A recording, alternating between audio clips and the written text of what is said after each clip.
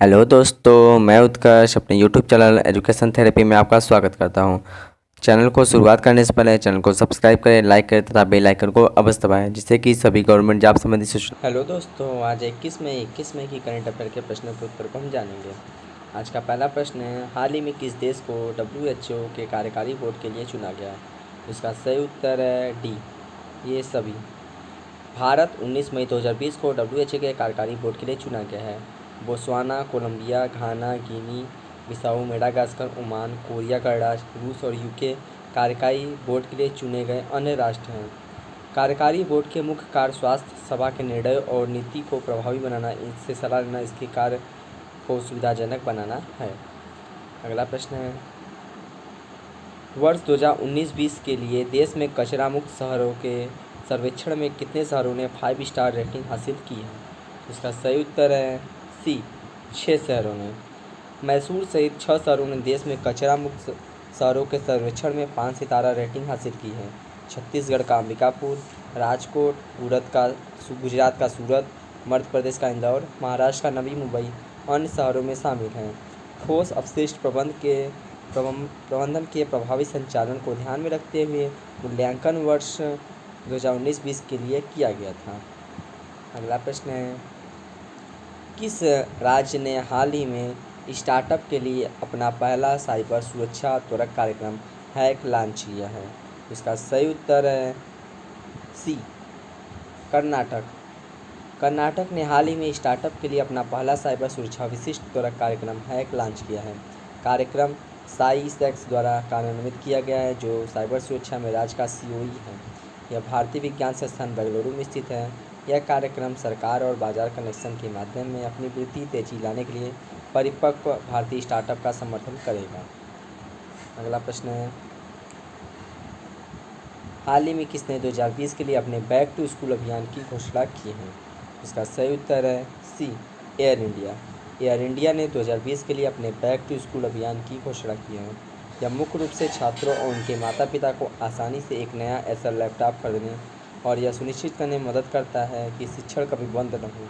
नई लॉन्च की गई योजना में एसर ने एडुथ्रिल के साथ भागीदारी की है, जो छात्रों को पारंपरिक तरीके से सीखने की तुलना में बेहतर अंक प्रदान करने में मदद करता है। अगला प्रश्न है, हाल ही में किस देश के एक मंत्री ने अपने देश के एक नए राजनीतिक मानचित्र जारी करने की घोषणा किया है?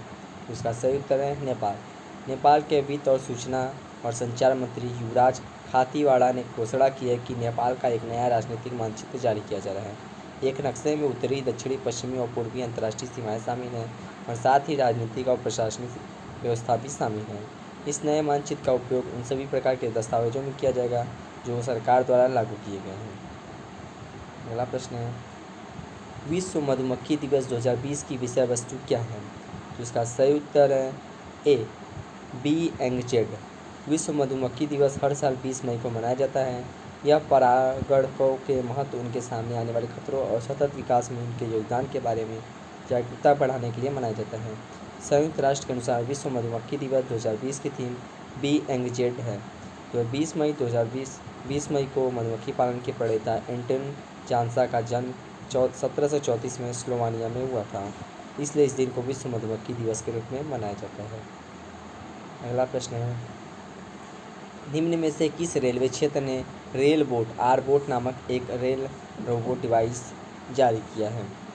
इसका सही उत्तर है ए, दक्षिण मध्य रेलवे ने रेल आरबोट नामक एक रोबोट विकसित किया है। यह अस्पताल प्रबंधन के कार्यों में सहायता करेगा ताकि कोविड-19 रोगियों को बेहतर स्वास्थ्य लाभ प्रदान कर सकें। नवाचार का विकास हेमसिंह बनोट, अतिरिक्त मंडल प्रबंधक, हैदराबाद डिवीजन SCR उनकी टीम द्वारा किया गया है। अगला प्रश्न है, हाल ही में विश्व माप विज्ञान दिवस कब मनाया जाता है? उसका सही उत्तर है डी, 20 मई। विश्व माप दिवस हर साल 20 मई को मनाया जाता है। यह दिन 20 मई 1875 को पेरिस मीटर कन्वेंशन नामक अंतर्राष्ट्रीय संधि पर हस्ताक्षर करने की वर्षगांठ की याद दिलाता है। इसके द्वारा वजन और माप का अंतर्राष्ट्रीय ब्यूरो बनाया गया था। विश्व माप विज्ञान दिवस का विषय वैश्विक व्यापार के मापन है। अगला प्रश्न है, 2019 अलेक्जेंडर डेल रिम्पल पुरस्कार से किसे सम्मानित किया गया? इसका सही उत्तर है ए विनय वधवार। भारत सरकार के राष्ट्रीय हाइड्रोग्राफर वाइस एडमिरल विनय वधवार को 2019 के अलेक्जेंडर डेल रिम्पल पुरस्कार से सम्मानित किया गया। उन्होंने भारतीय हाइड्रोग्राफी और व्यापक हिंद महासागर क्षेत्र में उनके उत्कृष्ट योगदान के लिए सम्मानित किया गया है। यह पुरस्कार अलेक्जेंडर डेल रिम्पल एडमिरल्टी के पहले हाइड्रोग्राफर के नाम पर है। अगला प्रश्न है, कौन सा देश कोरोना महामारी से लड़ने के लिए 2 वर्षों में $2 बिलियन अमेरिकी डॉलर प्रदान करेगा? इसका सही उत्तर है बी चीन। कोरोना वायरस महामारी से लड़ने के लिए चीन 2 वर्षों में $2 बिलियन अमेरिकी डॉलर प्रदान करेगा। इसकी घोषणा WHO विधानसभा में राष्ट्रपति शी जिनपिंग ने की है। अगले 2 वर्षों में $2 बिलियन अमेरिकी डॉलर कोविड-19 प्रतिक्रिया प्रकाशों का समर्थन करेगा। विशेष रूप से विकासशील देशों में WHO ने वायरस द्वारा विश्व स्तर पर हजारों लोगों की जान लेने की वजह से 11 मार्च 2020 को महामारी घोषित किया था। अगला प्रश्न है, हाल ही में किसने सहकारी और क्षेत्रीय ग्रामीण बैंकों को देने के लिए 20,500 करोड़ रुपये जारी किए हैं? तो इसका सही उत्तर है डी नाबार्ड। राष्ट्रीय कृषि और ग्रामीण विकास नाबार्ड ने सहकारी और क्षेत्रीय ग्रामीण बैंकों को देने के लिए 20,500 करोड़ रुपये जारी किए हैं। RRBs और सहकारी बैंकों का संवितरण विशेष पुनर्वित्त योजना के तहत 25,000 करोड़ का हिस्सा है, जिसे भारतीय रिजर्व बैंक ने RRBs और सहकारी बैंकों MIFs को मंजूरी दी थी। नाबार्ड की स्थापना 12 जुलाई 1982 को हुआ था। इसका मुख्यालय मुंबई में है। हाल ही में केंद्र सरकार ने किसे राष्ट्रीय कृषि और ग्रामीण विकास बैंक का अध्यक्ष नियुक्त किया है? इसका सही उत्तर है बी गोविंद राजुलू चिंटला। सरकार ने गोविंदा राजुलू चिंटला को राष्ट्रीय कृषि और ग्रामीण विकास बैंक का अध्यक्ष नियुक्त किया है। वह वर्तमान में नाबार्ड में मुख्य महाप्रबंधक हैं। केंद्रीय मंत्रिमंडल की नियुक्ति समिति ने 2 साल के लिए चिंटला की नियुक्ति को मंजूरी दी है। इसने केंद्रीय बैंक के वर्तमान महाप्रबंधक साजिद केवी की नियुक्ति 5 साल के लिए नाबार्ड में डिप्टी MD के रूप में मंजूरी दी है। हाल ही में भारतीय प्राणी संरक्षण ने उभयचर की कितनी प्रजातियों को गंभीर रूप से लुप्तप्राय सूचीबद्ध किया है? इसका सही उत्तर है सी 20। भारतीय प्राणी संरक्षण ने अपनी वेबसाइट पर भारतीय उभयचरों की एक अद्यतन चिन्हांकन सूची डाली है।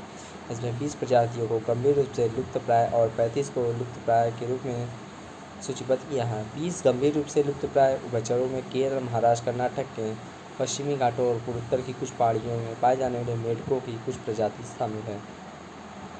अगला प्रश्न है, अमेरिकी ब्रोकरेज गोल्डमैन सैक्स ने उम्मीद की है भारतीय अर्थव्यवस्था वित्त वर्ष 2021 में कितने प्रतिशत तक कम रहेगी? तो इसका सही उत्तर है सी 5। अमेरिकी ब्रोकरेज गोल्डमैन सैक्स ने उम्मीद की है भारतीय अर्थव्यवस्था वित्त वर्ष 2021 में 5% तक कम होगी, जिससे यह देश का अब तक का सबसे खराब प्रदर्शन होगा। GDP वार्षिक आधार पर जनवरी-मार्च अवधि की तुलना में जून तिमाही में 45% तक कम हो गई। सितंबर के तिमाही में जून के अंत स्तर तक GDP में 20% वृद्धि के साथ एक तिमाही के दृष्टिकोण से वापसी बहुत तेजी होगी। आज का सवाल है, हाल ही में किस टीम ने indianchess.com लीग जीता? इसका सही उत्तर आप हमें कमेंट बॉक्स में लिख कर देंगे तथा हमारे वीडियो का PDF डाउनलोड करने के लिए डिस्क्रिप्शन बॉक्स में दिए गए टेलीग्राम लिंक से डाउनलोड कर सकते हैं। धन्यवाद।